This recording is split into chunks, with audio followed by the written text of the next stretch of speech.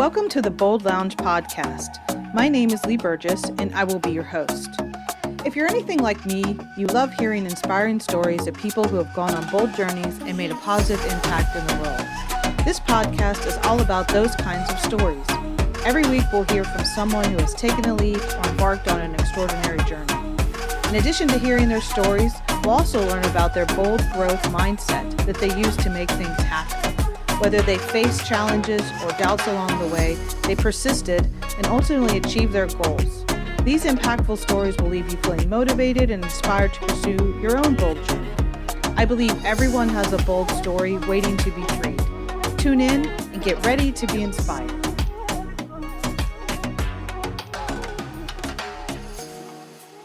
Welcome to the Bold Lounge. Today I have Michelle Valiukenas. She is the founder and executive director of the Colette Louise Tisdahl Foundation. Welcome. Thank you so much for having me. I wanted to see if you wanted to add anything additionally to, obviously that's your role and what you do. Right. But would you like to add anything else to tell us a little bit about you? Sure. So I'm 41. I am a mom of three, two angel babies, Sweet Pea and Colette Louise, and one living son who will be 3 in July.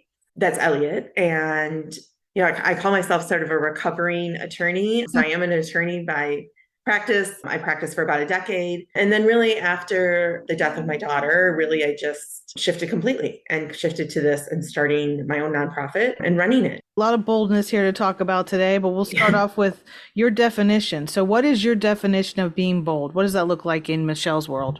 Sure. I think my definition is being real and being honest.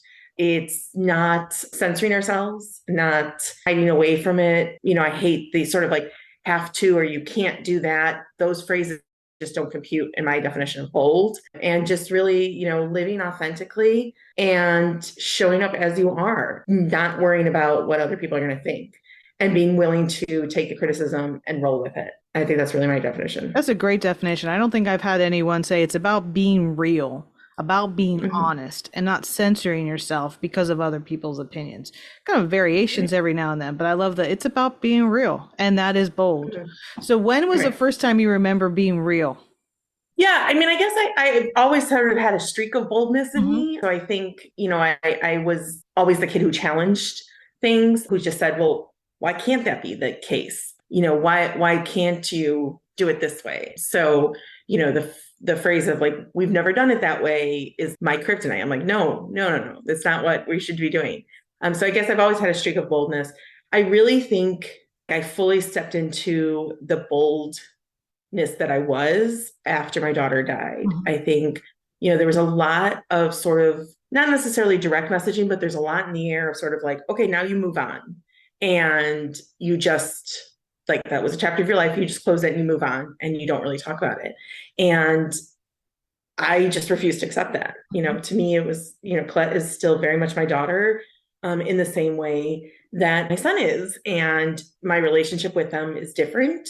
My form of parenting them is different, but it's very much my daughter. And so I just became really real, and I shared and I talked about things, and I talked about what grief looked like. And I talked about, all the feelings I was having, and really felt like not only was it helpful for me, but I really felt like I was showing up and other people were saying, oh, thank you for saying this, because I've never been able to say that. And so that was really where I think I've stepped into the boldness of who I think I always was, but I think I needed that like sort of push into. Yeah, it kind of got amplified with your loss. Right. And you felt kind of drawn towards your passion, which was probably, I know, not anything you would ever thought you would be doing, right? Because that's not how we set out our lives, based on those things. But you were drawn to do more with it, right? To do more with understanding the grief, being able to share or even help people have a voice to describe maybe what they were feeling, or for people to realize they weren't alone. Right. Yeah. Right. Yeah. Our whole journey with Colette. So I'll start, kind of briefly, like my husband and I got married. We tried for kids very quickly. We were both in our mid to late 30s. And so we just felt like we kind of had a little bit of a time clock on us. And so we started trying. No reason to suspect that we would have any issues conceiving. And we did, and we couldn't conceive.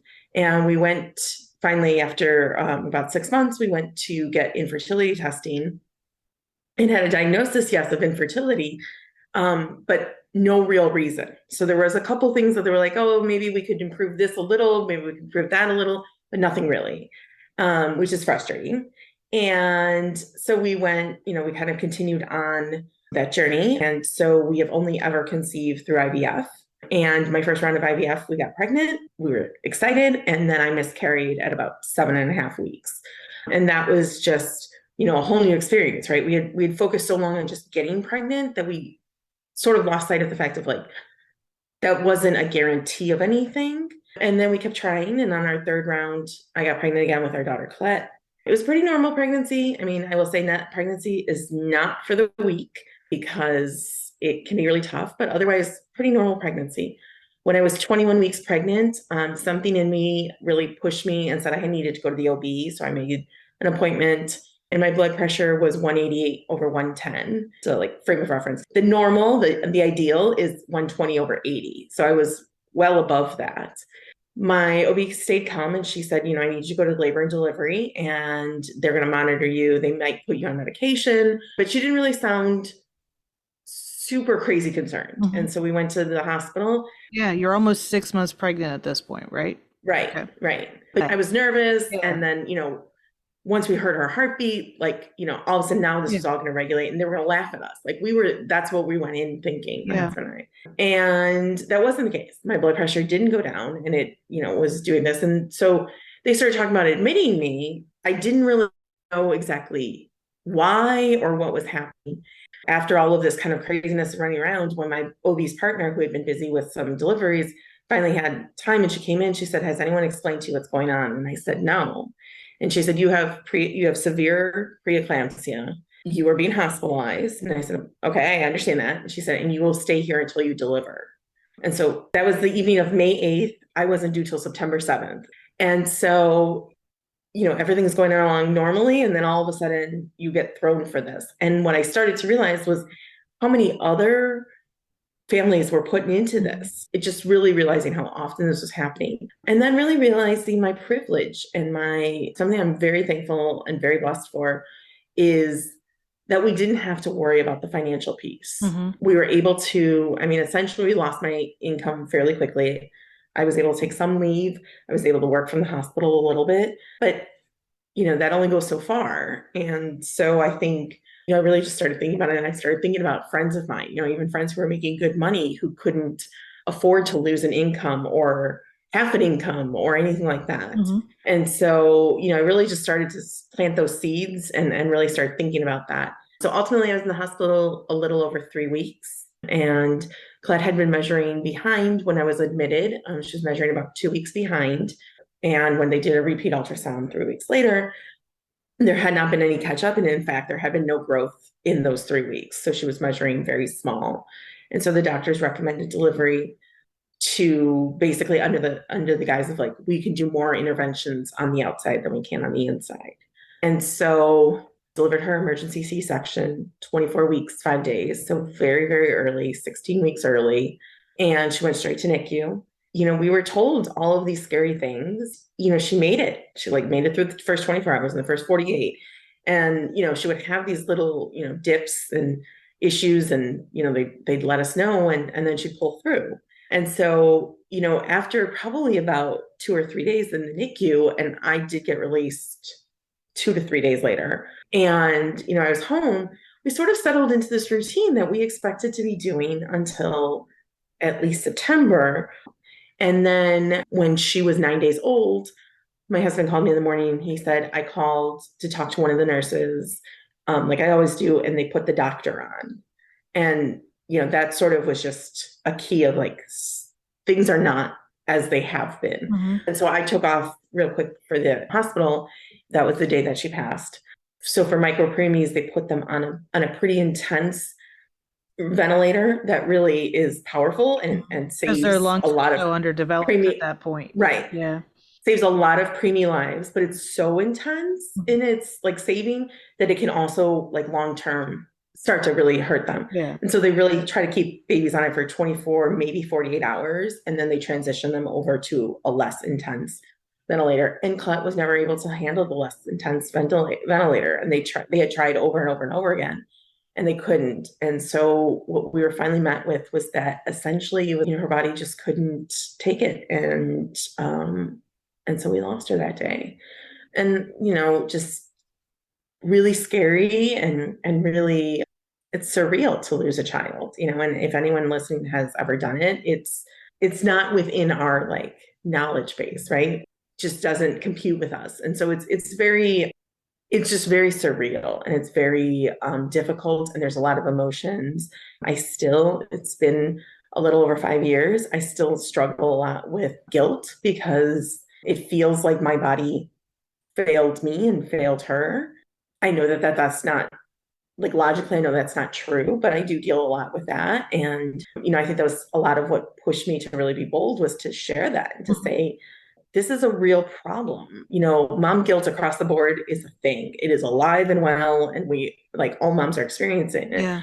But when you lose a child and it's, it feels like it's so connected to you and your body, it's really hard not to add in that extra guilt of doing that. Would you say that's also connected? Because a lot of people, I think, also struggle with infertility. They Right. either waited for this moment, or they're ready, or, they've put it off so it's the perfect time, and they have the great job, they have the partner that they want, or they're doing it individually, whatever, Right. Right. from that perspective. But I think it's the time they want to do it and it doesn't work.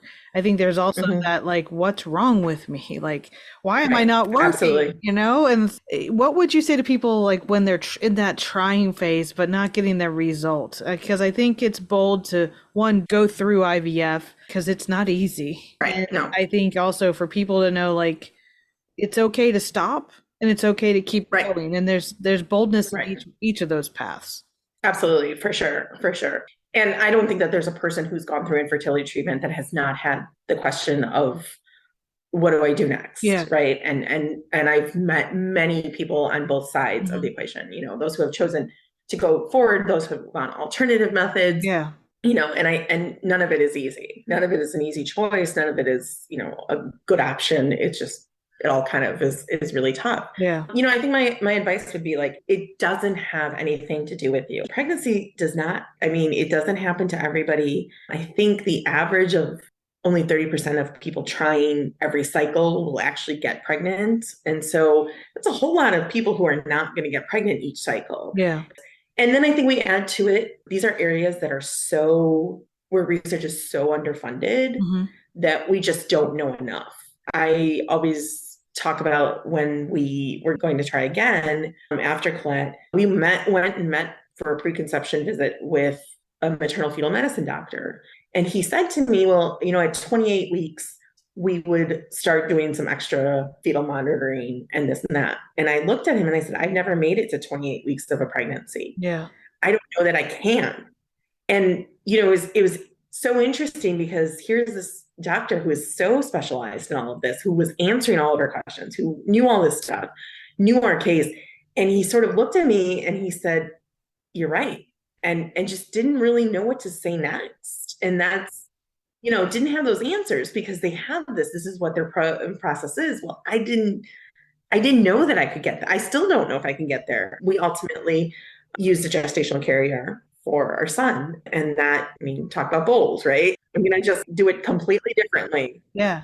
Obviously you did all your research, you had gone through tremendous loss, and you wanted to continue, but you realized that it couldn't be you that delivered the baby. You needed a different route. So a lot of analogies of boldness there, in the sense of, like, you can still get to where you want to be, but you might have to think differently. You might have to ask for help. You might have to partner with someone, but it doesn't mean you change your goal. It doesn't mean you stop when it gets hard. And talk about, like, if people just say, oh, well, I want this certain career, or I want this raise, or I want to start my own business. This is nothing compared to what you've been through. So I'm just saying, like, you didn't give up, but you figured out, kind of, you had an option, and you had Elliott, right? So Elliott's how old? He's going to be 3 in July. So Elliott's almost a big 3. What did that feel like when you realized that you couldn't do it, and that you needed help, you needed a partner, but it was still possible? I think And just to add to you, I think the other thing about being bold is realizing that something that you say today may change, at a matter of time. So right after Colette died, and we sort of started to, we took some time and we got past the due date and we started to think about some things. We kind of laid all the options out on the table. And one of them was to use a surrogate, a gestational carrier. And at that time, I said, no, nobody will ever carry my child. Because that meant what? For you, did that mean like you failed, you couldn't do it? Yeah, I think it was a failing and a giving up. I think it was, I don't think that it computed for me at the time. Yeah. And so we tried naturally, didn't get pregnant. We tried one more round of IVF. And the day we found out I wasn't pregnant, what I realized was I was relieved that I wasn't pregnant. And so I remember this moment where my husband is in tears and hugging me, and I'm trying to comfort him and everything. And really dealing with that sense of like, I know this is sad, and like I am sad, but I'm also so relieved that I'm not pregnant because I'm so scared of being pregnant. And I really sat with that for a while. I felt a lot of guilt over feeling that. Pre us finding out, I had said, if this doesn't take, I want to take like a month or two off and let's just think about what we want to do next. Yeah. How old are you at that time? I think I was just before my 38th birthday. Okay, so late 30. Everyone feels that clock ticking, and so everyone says, oh, you got to do it by 40. Right, exactly. And talk about something you feel during IVF, right? Something fails, something doesn't work right. And it's like you feel like you just have to go right back to it, even if you're not totally emotionally ready, because like that clock is ticking, especially if you are doing this with a partner. Once you're in a relationship for a little while, you're of a certain age, people expect that you are having kids, right? And so when you aren't, you get a lot of questions constantly, like, well, when are you going to have kids? When are you going to, more pressure. And so, that's all happening. But yeah, to segue back to sort of the decision, I really toiled with that, just that feeling of being relieved I wasn't pregnant, confronting the real terror I had about being pregnant again, and what that would mean for me. Was I ready for that? I think the worst part is there were no answers to say, this is going to be different this time. And so it was kind of a lot of that feeling. I sort of said something, I just like sort of threw that out there. And I said, I'm wondering if maybe we've never had a problem producing embryos. We have embryos that are frozen. Maybe it just means maybe there's something we don't know yet. And I'm just not able to carry a pregnancy to term. So, maybe that's how I do it. Just so everyone knows that I think it's important when you have preeclampsia, your life is at risk. For sure. For sure. As the mother. So obviously situational for the infant and the neonate, but also, you could still deliver and then have significant issues. For sure. Yeah. Yeah. And just, I'm very lucky in the fact of that, quote, after delivery, I didn't have the issues that some women do when they deliver. Yeah. But I was going for blood pressure checks. I was being checked. I was on blood pressure medicine. I am still on blood pressure medicine 5 years later. I was right at the tip. They caught it luckily because I was right close to stroke levels that could happen with high blood pressure. And so, those are those kinds of things that get really scary. So yeah, for sure. So I think, the fear was just so real. Yeah. You still want to have a living child. You want to be a mom to a living child. You're concerned about it, and rightfully so, especially with no real answers. My husband and I had joined a support group, and, I was sort of toying with this in my head and thinking, do I tell my husband this? Is this too much? What am I doing? What am I thinking? And at that meeting, it just so happened that there were two women from the group, and one had said they had decided they were dealing with secondary infertility, which is infertility after you've given birth at least once and not had the infertility issues. And she had decided that they were going to try adopting. And then another woman who had been going through IVF repeatedly, her doctor had recommended or had brought up the option of using an egg donor. And sort of hearing that, and my reaction, of course, was like, oh my God, that's great. Like, what great ways to just tweak the plan to have a child. And in realizing that in my head, as we were talking about this in this meeting, I thought, so why am I not giving myself the same grace, right? Grace, courtesy, anything. And so it was on the way home from that meeting that I said to my husband, I really think I want to use a gestational carrier. And, he of course was shocked because like I said earlier, right? My Yeah. statement was like, I will never ever do this. Yeah. Never say never, folks. Never say Right. never. And here I was. Yeah. And so I think he wanted me to really fully know I didn't. And I think he needed some time to sort of catch up to where I had been. We met with other couples. We talked to our fertility doctor who, never told us that we couldn't try and was always willing to try again, but did think it was a good idea given the history and given all the unknowns and sort of my mental health, right? I mean, that was the other thing that I had to really take into account, which I don't think we do enough. We kind of take the physical. So physically, everyone was telling me like it was okay, but mentally, I don't think I was there. And I didn't know if I could get there. And so, we really went through and did that and, finally came to the realization that this felt like the best way and the most promising way to bring home a child. And that's what we did. And I am so grateful. It was a loss to not carry him. And it was a difficult loss, to feel that. And, I had a lot of worries about would I be able to bond with him if I wasn't the one carrying him? Would there be some sort of like difficulty adjusting? And I had none of that, right? Like I remember them giving him to me, after he was born.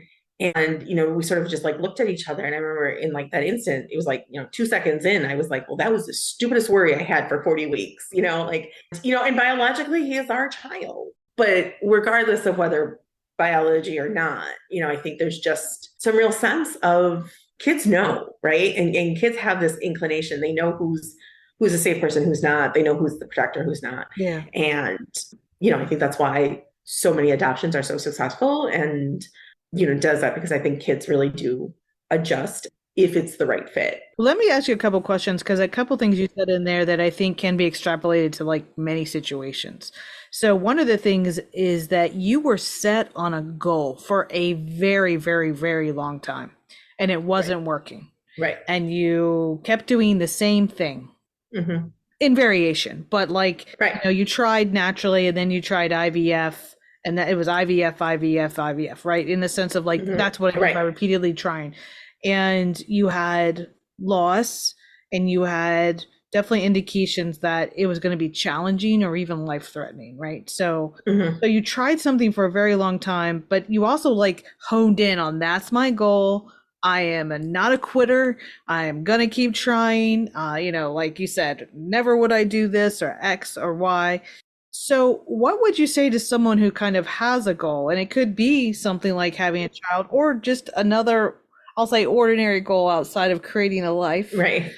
So what would you say to someone who is like hitting that wall and maybe not getting the message to sit back for a second and think about alternatives? Not give up, but maybe what they're doing isn't working, should be reviewed or looked at differently. Yeah.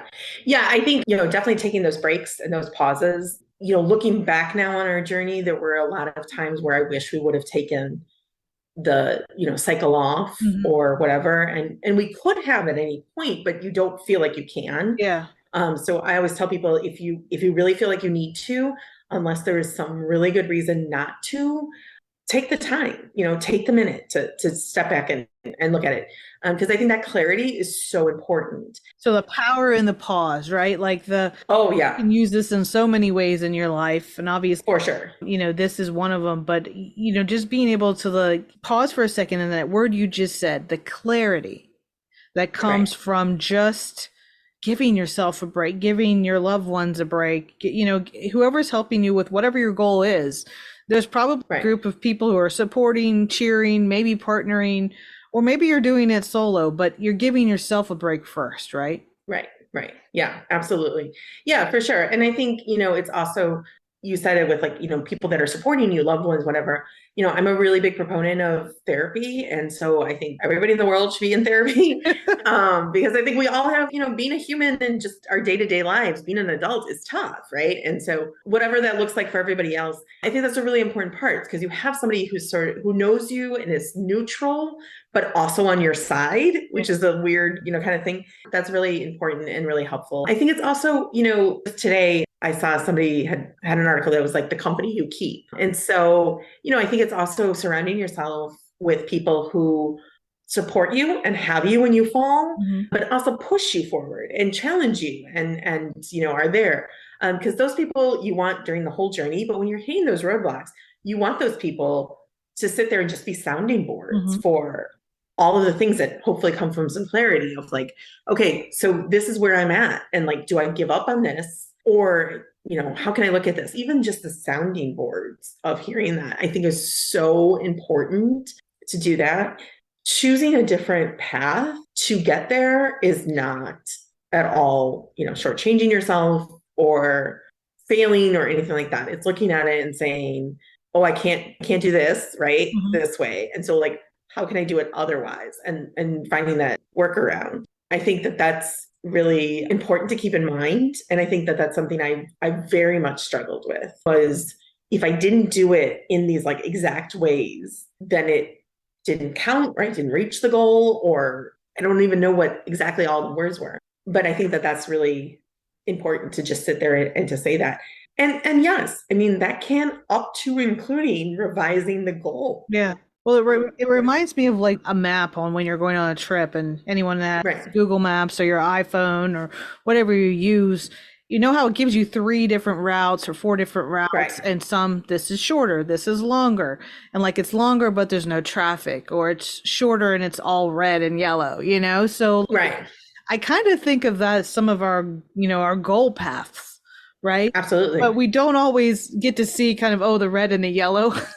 Right. But we know some might take longer, and sometimes we take the shorter path and then we pay for it because we sit and it's like, 7 minutes of traffic or whatever. So like, I kind of think of that visual of some of the ways to get to our goals. And sometimes we have to do the reroute. And you were in that reroute, right? Rerouting. And it was just like, okay, like what is the next path? So I just want people to hear that, because I think no matter what your goal is, one as important as having a child and bringing a life into the world, or is it, starting a business or pivoting your career or finding the right person for you? There's a myriad of things you could work on. Your health, there's multiple paths to get there. And sometimes you might have to reroute. So I think you're the success of reroute. You're the success story of that. And then additionally, what you've done, and I want to talk about the foundation, is you took the loss and the learning and your understanding of privilege, and you created a foundation. Can you tell us a little bit about the foundation you founded? Absolutely. So, it really started off with me realizing the financial burden that it was to have all of our sort of steps along the way. So for me to be hospitalized, for us to be, to have a child in NICU, and then for us to have lost a child, and there's financial pieces that come along with all of them. And so it's sort of a double whammy that I feel families are put into, right?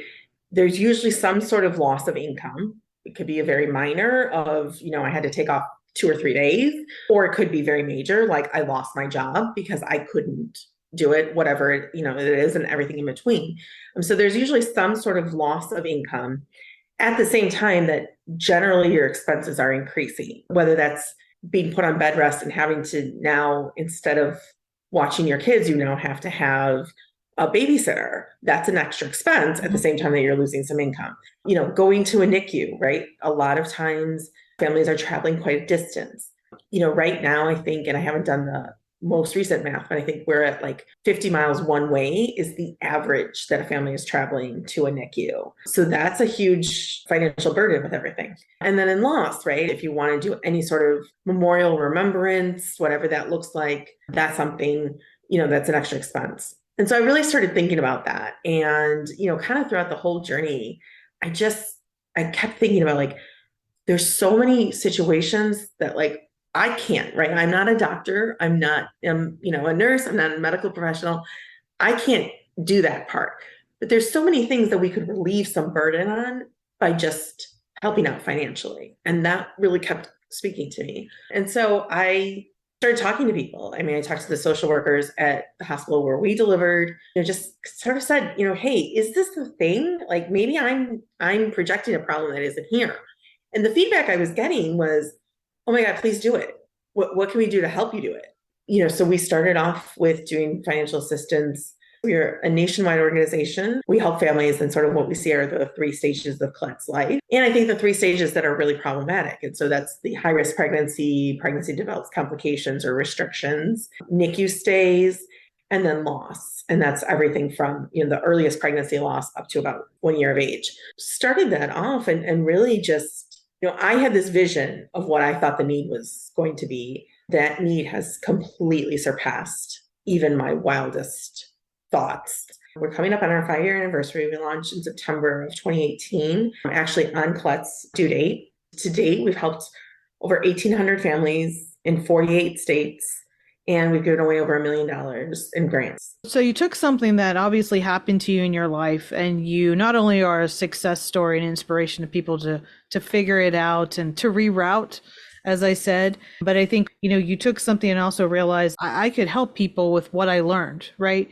And I think sometimes we miss that moment in our lives of something's happened to us. So I was like, well, that happened to me and that wasn't good. Or maybe that happened to me and, well, I'm so glad I had X, Y, or Z, because I know a lot of people don't. And then we kind of leave it at that. We don't actually do the next step. So I think you've taken it to the next level, and you're actually coming up on your 5-year anniversary. Yeah. So can you tell us a little about that, and kind of what do you need? What can we help out with? What we can do to support? Absolutely. Yeah. So it's been an interesting kind of ride, because we started off and we just wanted to see, we didn't actually know if we had this perfect recipe, right? Yeah. We were taking a chance on something. We were at a point that we were able to at least partially help just about every family that had applied. We review them weekly. We are no longer at that point. So we had sort of over the last year and a half or so, we've had an explosion. So we went from having an average of about 10 to 15 applications a week to now our average is 30 to 40.